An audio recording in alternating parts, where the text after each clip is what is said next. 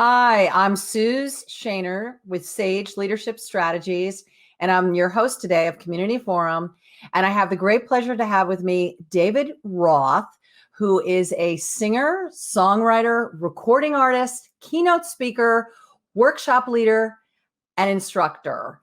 Multi-talented. Welcome, David.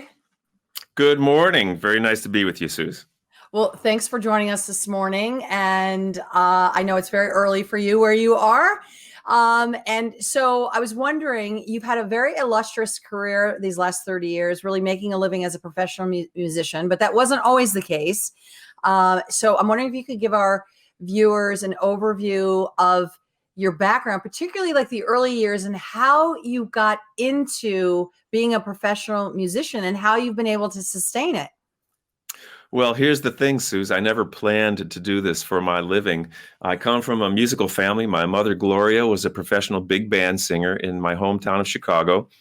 And my father, Irving, was a restaurateur. And one of his stints was as the maitre d' of an iconic nightclub in Chicago called the Chez Paris, where all the most famous people in the world would do their cabaret act when they came to Chicago, from the Rat Pack on down, childcare was in short supply back then. So since my mom worked nights, my dad worked nights, most nights, my older sister and I would tag along and usually end up at this nightclub, terrorizing whoever was performing there that night, whether it was Jimmy Durante or Frank Sinatra or Nat King Cole or Sophie Tucker, like that. Yeah. Wow. So it sounds like you got exposure at a very young age. It was kind of the water you were swimming in there. It is. And my father, a Russian Jewish immigrant, never wanted me to pursue this line of work. He was hoping his only son would become something more credible, like a dentist or accountant or a lawyer or a cantor, anything like that, doctor. My mom, on the other hand, hoped that her only son, and was sure that her only son could possibly become president one day. But I won't go there. That's an impossible job, by the way. Right. Much easier to be a singer-songwriter and a folk singer. And that tells you how hard it is to be president. Yeah. So okay. So it seemed unlikely. And yet in a way, it seems like not so surprising given the overall environment that you grew up in. And so, did you go to college? What happened after college? Like, how did you end up getting your pathway here? Well, I was a quiet little boy, mostly hanging out in my room growing up. And in high school, my best friend was very outgoing, very popular, gregarious person. And he was a guitar player. So he taught me about 3 or 4 chords on guitar. And we started learning Simon and Garfunkel songs. He was very good. And I saw what a bridge that music and the guitar was to other people. I mean, I started singing in the grade school chorus in 3rd grade, and I sang all the way through college. Yeah, I did go. I went to the University of Illinois in Champaign-Urbana and got a degree in radio, TV communications. So you kind of knew then you wanted to do something in media, if you will. Well, no, they made me pick a major at some point. So I ended up in the College of Communications, but I went to the coffee house, the Red Herring, at the little local cafe in Champaign-Urbana every Friday night that I could. And musicians who had preceded me at the U of I were 2 of my all-time heroes. Dan Fogelberg went to U of I, and Steve Goodman went there for a period of time, the fellow who wrote The City of New Orleans that Arlo Guthrie made famous. And it's a rare thing when a folk song gets famous by anybody. So what I discovered with the guitar, besides enjoying how it kinesthetically felt to hold against my body, is that it was a bridge to overcome my shyness. I found that if I played music, it sort of helped me, kind of connect to people a little bit more. And then anytime I was struggling in life or looking for direction or trying all those other things my father might have hoped that I would pursue, I always came back to the guitar and singing, and back then it was like I said, like songs like Goodman and Simon and Garfunkel and Peter, Paul and Mary, Joni Mitchell, Bob Dylan, of course, Gordon Lightfoot, Jackson Brown, Joan Baez, Phil Oakes later on, just a wide swatch, if you would, of singer-songwriters. Well, it sounds like in some sense it was both simultaneously a source of solace for you or comfort for yourself, as well as a bridge to other people. It was kind of comfort and safety in some strange way to stand up behind a guitar and be in front of people, a lot of whom I didn't know. And as you mentioned earlier, I've been doing this full time for 33 years now. I never planned it, but I always came back to it because that's the thing that made me feel most connected to my sense of self and humanity, I guess, for lack of a better term. Well, I know you often refer to yourself as an introvert, but somebody seeing you perform would not think that.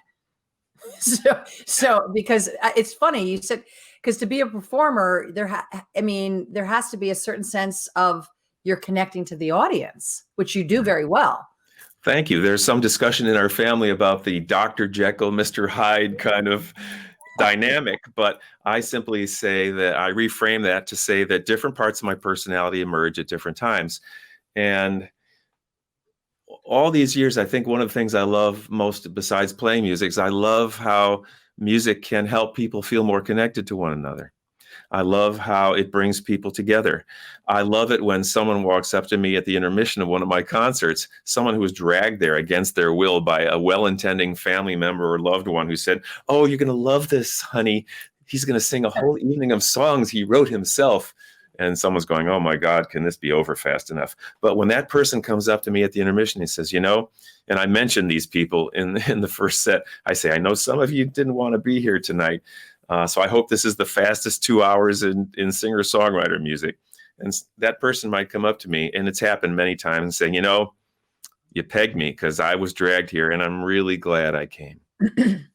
Yeah. So how did you finally make your way? How'd you forge your way into this challenging industry, really? I never thought of it as an industry because I think two words that never went together for me are music industry. It's like an oxymoron. Yeah. But I moved to New York City in 1980 after taking a backpacking trip around the world to fulfill a childhood dream with my best friend. Landed in Newark Airport, and that turned into 10 years in living in New York City in Manhattan.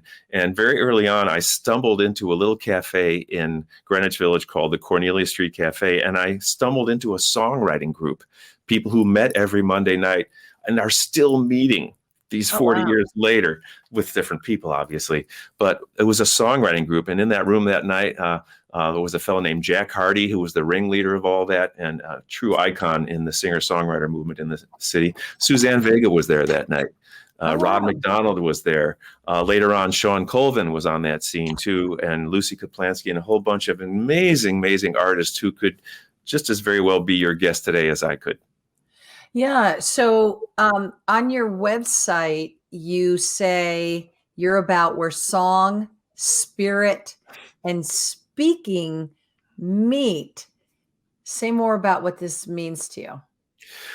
Well, as an introverted person, what I discovered that with these songs is that in order to build a bridge from one to the next in any given opportunity, there were things that, were helpful to say. And this kind of developed into this speaker aspect where whether it's commentary about the extraordinary people that I write about comes in, or things that I've been thinking or processing throughout this complicated world and life that we live, they started entering in. And I found that I was yammering on quite a bit. So I started getting invitations to speak and sing at conferences. So it wasn't just coming to be a folk singer adding a few songs, but it would be to talk about my experiences, just like we're doing here today. It would be to reflect on what's going on from a personal to global perspective through the lenses that I view the world, and we could all be writers. We could all tell a different story about the same thing that we're looking at. Well, it's interesting. So in a way, it is really an extension of your songs, because a lot of your songs is your reflections on your life experience. And actually, that's where I first saw you. Gosh, at this point, it must be like 13 years ago at an energy psychology conference where you were speaking and singing. And that particular kind of professional conference seemed like a really good fit for you. I also happen to know that your sister, right, is a Unitarian or was retired Unitarian Universalist minister. So it's kind of interesting. You have this blend of spiritual orientation and background, So can you say more about that and how it influences your work? I might have mentioned, but my father was a Russian immigrant, Russian Jewish immigrant. My mother was not Jewish, and I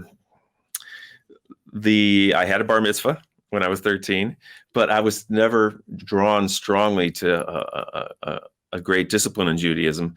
My family was all over the map, and that's a whole nother interview and a conversation. But as this music took me, here's the way the puzzle comes together as I'm thinking about it. In the 1980s, I was struggling. I had a million part-time jobs when I first moved there. But there was something about it. I loved being there. And then I started, for the first time really in my life, I started doing some personal growth work on a lot of different areas, and something really clicked. And one thing I learned during that time was to not be so invested in what other people thought about me. In That's 12 that's a big deal. So well, how did that come to be, and what have you done about that? That's like sometimes people's life work. in 12-step program, which, I'm an ACOA, and I've said it before, I don't mind saying, adult child of an alcoholic. They talk about this thing called people pleasing, where you give away all your power depending on how someone is reacting to you. So if you and I were talking and you were coming at me with criticism or this or that, I would be devastated. And if you were coming at me with praise, I would be elevated and raised. I learned really to let go of a lot of that, doing this personal work in the early 80s and mid 80s. And once I did that, I was less concerned about what other people thought about what I was writing about. I didn't so much care if anybody liked my songs or not. And then when I started playing these more personal songs, we referenced one in a previous conversation called Will You Come Home to Your Heart, for example. I found people walking up to me and saying like, wow, it's just like you were writing about my life. Or how did you know? Or I thought I was the only one. This is when I was playing my more personal songs. So, the takeaway from that is that the personal can be incredibly universal. Yeah. So I've kind of been following that. And that's sort of the little snowball that grew and grew and grew as more people found each other. We found each other. That's interesting, though. In a way, it's like you exercise the courage really to understand yourself more and go deeper into your own personal process.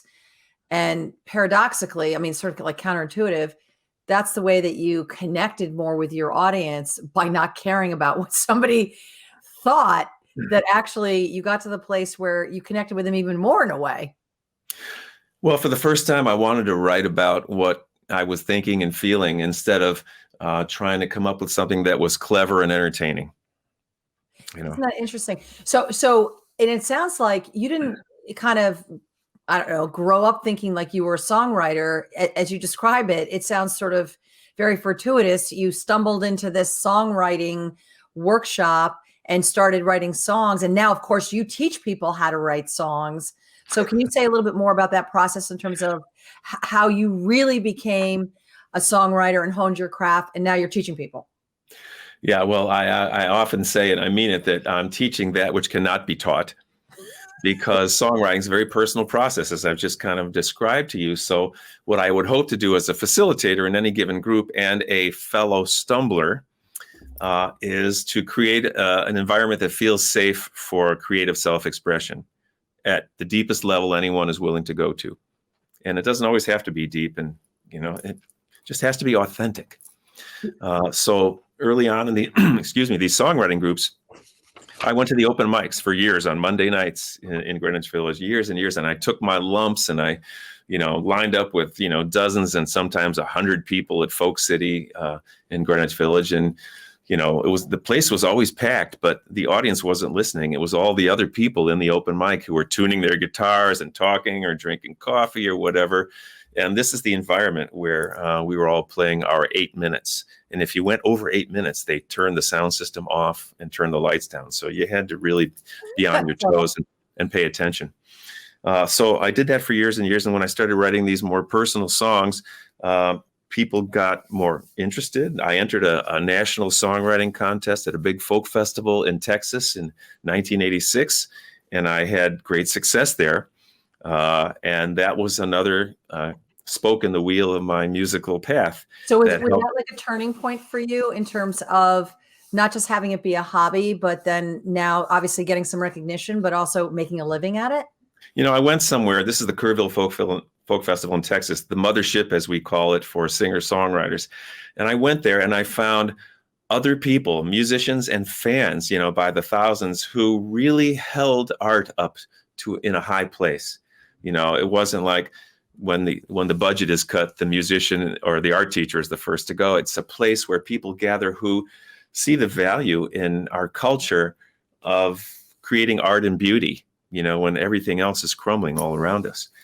So I discovered that community there. They really responded to what I was doing and to what so many other artists were doing, many of whom I'm still friends with today, and reinforced that strength in me that said, yes, this is work worth doing. Yes, this is not frivolous. Yes, this is meaningful. So I just kept going and going. And I made a conscious decision at that time that I'm going to try really hard to see if I can do this for a living, so that 30 or 40 years later, I won't wake up one day and say, I wonder what would have happened if I tried harder. So that's what I did. And I worked at it really hard. And, one little toothpick piled onto another, and pretty soon I had a big stack of wood. And, I've been touring full time up until the pandemic. Yeah, so it sounds that's pretty incredible. So it sounds like anyone would in this kind of endeavor, that you had some moments of self-doubt and like, can I really do this? But then you also had a supportive community, and you had people that were cheering you on that you could also lean into when you had those moments. And then it also sounds like you went through a process of committing to yourself that I'm going to give it my all and see what happens. And you said an interesting way you described it in terms of a toothpick at a time, but just step by step. So is there any wisdom or lessons learned you can share for other aspiring artists or musicians in terms of, it's easy to say, don't give up on your dream, or, people, starving artists, or you're crazy, or like, what advice would you give somebody who was thinking about this path?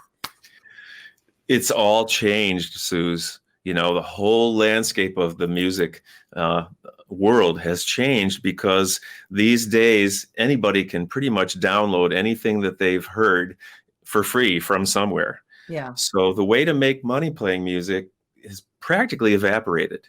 I'm a baby boomer. I'm a baby boomer. So I've got people who have been loyal and steadfast and supportive for decades, and will still come to my shows. We're all looking a little bit different these days, but for a musician starting out, this is what I would say in a realistic world. I say, never give up your love for music, but look for another way to make a living. So keep your day job, in other words. I don't want to be that harsh with it, but I go to Ireland every year. I take musical tour groups to Ireland and Scotland and rafting on the Salmon River in Idaho, and there's always music involved.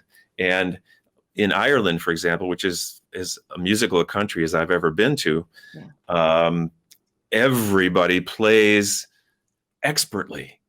The kids are not handed a cell phone when they're 3 years old. They're handed a tin whistle or a fiddle. And so when they become teenagers, they're virtuosos. So in a way, you're saying like have it be the way that you infuse and support your life, and you express yourself, and it can be a fabric in your life, but it may not be your livelihood. There are always exceptions to this. There is someone who, for whatever reason, cosmic forces have decided to throw a spotlight on, and they get lifted up and they become really world famous and popular. But that's like winning the lottery. Maybe the odds of winning the lottery are better. So my advice, if anybody asked, and it should always be taken with a grain of salt, is that never give up your love for music, and you'll possibly be playing for fun for the rest of your life. And that's really the reason you should be playing, for fun and for meaning. But you might have to find another way to make a living. Yeah, and love. So speaking of love, one of your songs, Rising in Love, I'm going to ask you if you could play it for our viewers. And before you do, bring in your speaking in terms of, can you share how this song came to be, anything about your creative process, or how this song was birthed? Yeah, that's an easy answer. I'll try to make it brief. When I was walking around Greenwich Village, I walked into a bookstore, East West Books on Fifth Avenue, as I recall, and I saw a book in the clearance bin called "The Dragon Doesn't Live Here Anymore" by a man named Alan Cohen. And this was the same phrase from a song that I just loved, that I had heard from the Paul Winter Consort. Susan Osborne was singing "The Dragon Doesn't Live Here Anymore," and it mesmerized me for years in the early 80s. And there's this book with the title, and I open up the book, and sure enough, this author is thanking the Paul Winter Consort and Susan Osborne for the seed for this book. So I picked up the book, I read it, and I became enamored of Alan's writing. And then the next book of his that I picked up was a book called Rising in Love. And I read the book. I couldn't tell you much about it these days, but I loved that phrase. I loved it so much that way back when, before I even knew what I was doing, I maybe know a little bit more, I put this song down.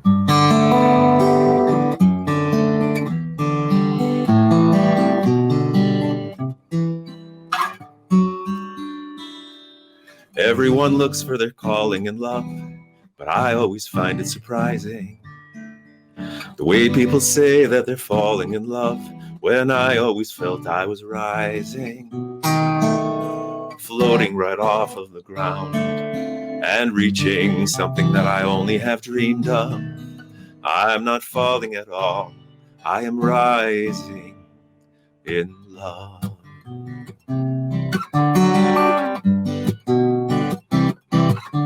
And everyone talks about tying the knot, but I have a hard time agreeing with the way that we bind up the love that we've got, when the feeling of love should be freeing, lifting each other up instead of giving one another a shove. We won't be falling at all, we'll be rising in love.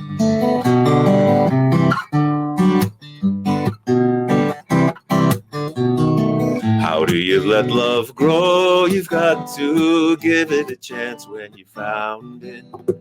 A bird in your hand will stay until you start to close your fingers around it. Love is a river whose waters we test, and a measure of where we are going. But you never can step in the same river twice, for that water is constantly flowing. But the deeper the river, the greater the trust.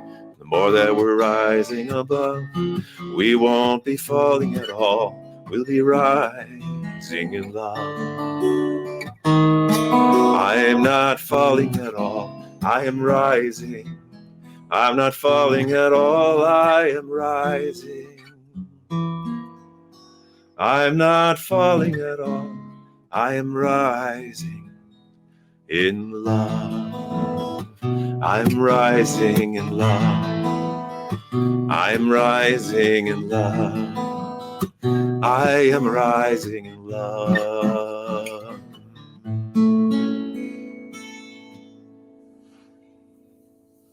That is beautiful. I remember the first time I heard that song, I thought, I mean, it what a concept. I mean, we always talk about falling in love, and it does feel like it should be something that lifts you up and rises you. So you've now sung that song. It's been almost 35 years, right, since you wrote it, and you've now sung that song all around the world. Yep. So what can you say about living with that song? You had one sense in writing it. Now you've performed it, you've lived it, you've breathed it. What else would you say about that song today in terms of its effect and impact on you or other people?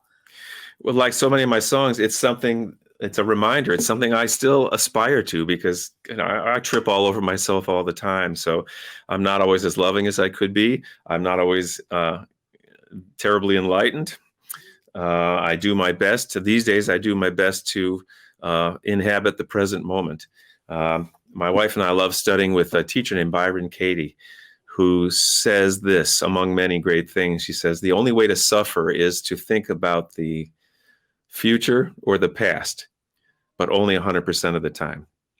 She said all that, and that's, to me, an invitation to inhabit the present moment as much as possible. And I fall in and out of it, but I do my best. And last thing about Rising in Love, there's a line in there about lifting each other up instead of giving one another a shove. I mean, it feels like I could have written that song yesterday in terms of what's been going on in the world. So there's a clue to me that there's a timelessness about this song, but again, something to aspire to, where we're reminded, I remind myself, can't speak for anybody else, to lift myself up, lift others up, and not push, not polarize, not argue, to hear, to listen, to be open, to disagree, to be respectful, to be loving, because it's one human family after all, isn't it? Well, it's a timeless, very rich message. You've got an evergreen sort of song there. And for those who don't know Byron Katie, she's the one who has put together something called The Work, which is simple but very deep process. And of course, what we know is when we're in intimate relationships, that's when our stuff can come up the most. We've got 2 more minutes. Do we really? Yeah, it's going by. I might have to have you on again. What do you think about that? It's gone by so quickly. So let's just keep going. Let's just keep going. The other Dave, our producer, will kill us here. So I'm wondering, how do you want to say goodbye to the audience? And thank you so much for coming on the show. What do you want your parting words or song to be? Oh, let's just make something up on the spot, shall we? Yeah. I'm going to stay in that same key because it's morning here in Los Angeles. My mom, Gloria, is elderly, and I'm out here. Just came a few days ago from Cape Cod to be her caregiver for a little while and set stuff up for her. So,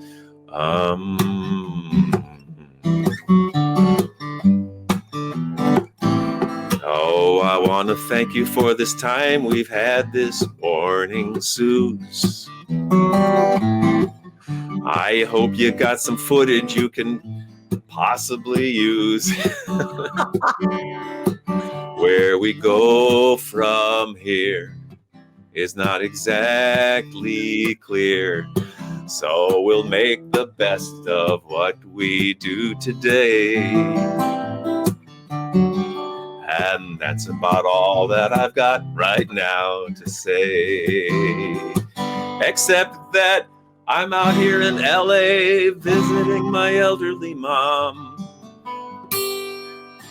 And if you want more info about my music, it's at davidrothmusic.com. Okay, perfect. What a note to end on, literally and figuratively. Thank you so much, David. You're welcome.